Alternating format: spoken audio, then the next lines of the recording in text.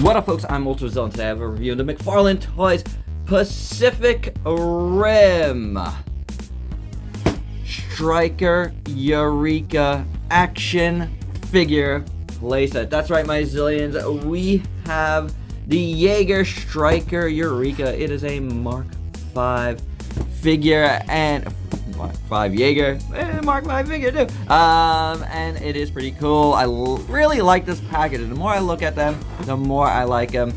As I've mentioned in my toy haul, they are very reminiscent of like DST's packaging. I think that's pretty cool. It's pretty interesting looking. This is its own line. You know, I also mentioned this in my first review of a Raiju, but you know, McFarlane has a line of figures with comics that are called page punchers, and this bears no marking to it, and it is not listed as thus. So, you know, don't call them a page puncher, because these are pretty cool, and we're gonna call them action figure playsets, and that's what they are, because they come with a whole bunch of stuff. And you know what? I don't know. We don't know at all if this is gonna be all that McFarlane does with this license.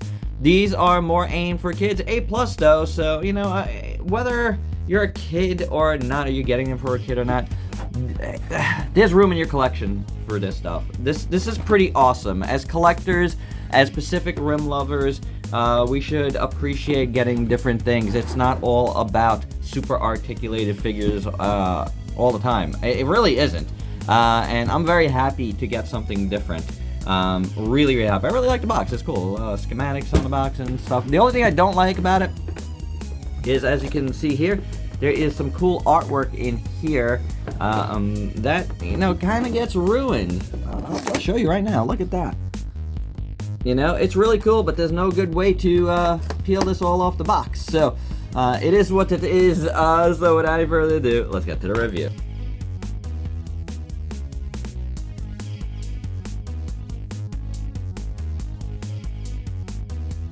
Peeling away the rest of us, there is what the rest of that art looks like, which is really good. It's a shame it's buried in here with no good way to preserve it.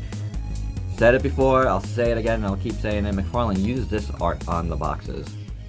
As we said, it comes with a comic. This time we got Pacific Rim Tales from the Drift number 4. Really cool cover. I like that cover a lot. And this is who worked on this. Yeah, very nicely done. Looking at it real quick, you know, not reading any of these, not reviewing the comics, but it looks decent enough. So if it's got some totally different something going on the back. I wonder if that connects with the other covers. We shall see as we open more figures up, if, you know, if they all connect or whatever. And we'll talk about more about the comics as we go. And here's Striker Eureka and his accessories. He comes with a building, comes with a jet, and he comes with a one of those big helicopters. I forget what they're called. The jet is pretty decent. There's not a lot of detail, you know, over it. It's kind of like smoothed out a little bit. You do get some detail towards the back here with the fins and stuff, wings, tail fins, and but a lot of it is very smoothed out, and you know, it's in stark contrast. There's a lot of detail on the bottom though. You know, you do get a little bit of black wash on it, not a ton, not like what we saw with the tank and the truck that comes with Raiju. And these things do repeat. You know, we're gonna see some of these things again in other, you know, figure sets. But as far as this jet goes, the shape overall is nice, but I feel like the details are lacking. Then we get one of these big helicopters, and am I missing something up here? There's a hole in this, and I feel like I'm missing front rotors Now, this doesn't seem to come out, so I think that's a little odd, but I don't know. Otherwise, details are okay, a little bit better than what we saw with the jet. Still not the best, but, you know, yeah, I guess it works, but that's interesting. Just to bring in another figure, yep. I believe I am missing one set there of rotors. So a little QC mishap with this one. It wasn't in the box at all, so that's a bummer. Then we get the base for the building, and it's exactly the same as we saw before. So some of the markings might be a little bit different, but otherwise it's pretty much the same. It works. But taking a look at what we're here for, and well, I guess a lot of people pretty much here for the buildings too. But I'm here for the figures because I think they're pretty cool. And this is a lot cooler for the Jaegers than I expected. The shoulders and the legs are on ball joints, so you're able to have a little bit more mobility here. So that is awesome. You're getting a lot more articulation than you are with the kaiju. So you get the head, which moves pretty decently. The shoulders, like I said, can move. It's on a double ball joint, so in here and in there. So you get a decent range of motion for those shoulders. You only get a single joint for the elbows, obviously. And then the legs also on ball joints. So that's pretty good. Works nicely. Yeah, I mean, why not? And then the knees have a single joint as well. It's ratcheted though. You know, soft ratchet, but you know, that's not bad. Yeah, not bad. Not bad. Obviously, get nothing in the waist. But I'd say this is pretty decent on our articulation. Looks-wise, I really like the proportions. He's very heroic. I dig it. It works. You know, I think the overall sculpt is a lot better than the pics did it justice. Like, there is a lot more detail. There's no paint on the back, but check out the detail. Molded detail looks great. Even in the knee joints, it's pretty nice. So the back of the legs look great. The back here looks good, and I'm so happy to have a Striker Eureka that these things just don't fall out of all the time. I hated that about the NECA toys. What a pain in the butt, but, you know, I think that looks good. Sides of the arms look good. His little blades look really nice. These do not move, so don't try to break them off. The color is good. It's nice, like, gunmetal for the blades. Really well done. Again, no paint on the side here, but beautiful detail. On the inner part, again, no paint, but decent detail. The hands look all right. Same thing on the other side. Then the front of the legs, you do have a little bit of black wash on it to bring out some of that detail, and it works. Just a little bit of black wash works because I think the sculpt is really nice. Then you do get paint at the knees, which is excellent. I like that. And then you get paint right in there to, you know, right at his belly, a different color. So that's good, you know. So these are the same color up here on his chest and on his legs, and then this like yellow is different. And again, you get a lot of that black wash to bring out some of that detail, which is cool. Check it out. It's not bad. It really, really isn't. And then the head sculpt, I think, is pretty good. You got the orange paint that's neatly done. It works. And you got, like, black paint back there on the back of the head. Why not? You know, and you got paint in here. That works, guys. You know, for what it needs to be, this works. This is, like I said, this is a lot better than the protos looked. When I did my Ultra Z news, I was like, you know what? The kaiju look really good, but I feel like the Jaegers were lacking in detail. I don't feel that anymore. I feel like they are actually really good looking. Well, at least this one is.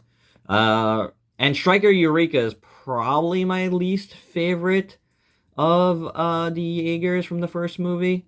You know, design-wise, he should have been, like, higher, but, like, for some reason, I don't know. I didn't gravitate to it as much as the rest, you know. But I like this toy. I think it really works. It's a nice little figure. Yeah. You know, and like I would love to see, like, you know, customizers who like to paint stuff paint these guys up. I think that'll be cool. Like nice miniatures, you know what I'm saying? So I dig it. I think it's a lot better than I expected, especially because I think the articulation's pretty decent for a little guy like this. So yeah, this rocks. So we got to start the comparisons with the only other one we've done so far, and that is Jew, who are both in the final battle. Though I don't recall if they actually ever interact. Like I know Raiju fights Gypsy, but does Raiju come in contact with Striker? Is his first hit on Striker? I can't recall. But you know, regardless, it was either the Striker or Gypsy here, and I'm kind of trying to pair them up a little bit as we go, and this at least made a little bit sense since they're both in that final scene, and they scale pretty good together. Also, Gypsy has the same buildings and you know, vehicles as Raiju, and I wanted to showcase something different here.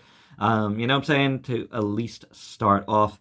But you know, hey, without the extra propellers there, he's able to hold it. So that is pretty cool. And this is how the two buildings size together and how they look. So I think that's pretty cool, guys. You know what I'm saying? Like, I think that really works. You could create some nice scenes so far here. And for a more wider size comparison, here is Striker Eureka with a bunch of other Pacific Rim lines, as well as some other lines you might have in your collection. They are roughly reaction figure size.